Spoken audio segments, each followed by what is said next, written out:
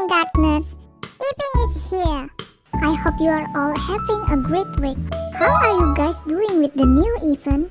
Have you got the best pet moon dragon yet? And if you want some quick tips or pet showcases, make sure to check out my short. Before we begin, don't forget to like and subscribe. It really helps the channel and I really appreciate it.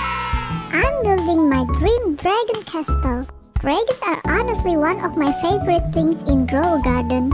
And right now, we have 4 different dragons in the game.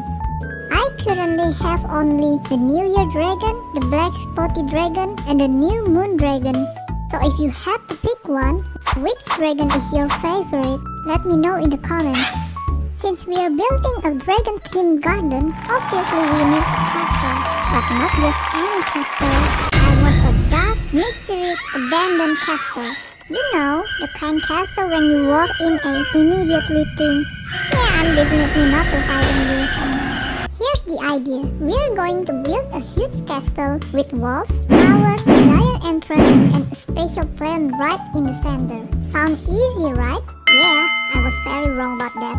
First, I needed the perfect castle decorations, and luckily, there's a pet that can give you exactly what I need. The Astrophan. Unfortunately, I didn't have any Astrophan, so I had to find one in the trading market. And let me tell you, this was painful.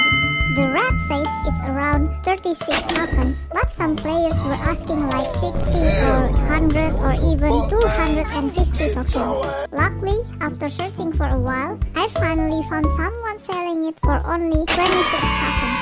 The Astrophan need ash or burn mutated plants to create the crystal decorations. So we are going with the next best thing, Cook Owl. Now we just need a lot of mutated fruits, and since the game doesn't really care which fruit we use, carrot it is. After getting the burn mutation, it's time to spread it everywhere. I'm using Mimic plus T-Rex to spread the mutations even faster. And then we'll use Mimic plus Astrophan to speed everything up. And finally, we have the decorations. Now let's begin the fun part. Before building anything, I had to completely clean my garden. Goodbye plants, goodbye trees, goodbye everything I spent hours growing. You're all fired. And now, it's finally time to build. I started with the walls and towers. At first, I thought, yeah, maybe it's gonna be easy. It was not easy.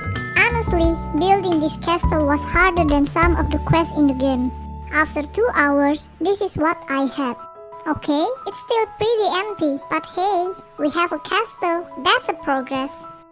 With the base finished, I started working on the second floor, and this is where things got really annoying. I had to be careful place every floor piece and every staircase, because if I accidentally move one thing, I could have to fix everything. After 4 hours, the second floor was finally done. Yay! But the castle still looked way too empty, so I started adding lanterns, banners, and decorations to the tower. And honestly, now we are starting to get somewhere. I also wanted the castle to look old and abandoned, so I added some plants around the entrance. I used 2 maple resins as giant trees. Then I added the new fennel and some lunar lilies. For the backyard, I planted sirfine and some blue-thread mushrooms from last year's Halloween event, because apparently nothing says abandoned castle better than giant-looking eyes. Finally, I added my prismatic magical fountain and some stone statue, and I placed 2 stone slabs where I can put the eggs, because why have a normal garden when you can make it more magical? And now, after 8 hours, the castle is finally done. Obviously, we can build an entire dragon castle without putting the dragons inside. So I filled the garden with some mythical creatures. The most important part is the dragons. This is literally the reason I built this entire castle. And during my latest live stream, I even invited some of you guys to bring your own dragons into the castle. So thank you so much to everyone who joined. Seeing everyone's dragon inside the castle honestly made the whole thing feel so much more alive. And after 8 hours, hundreds of cosmetics, way too many carrots, and probably way too much time spent moving the same decoration, the dragon castle is finally complete.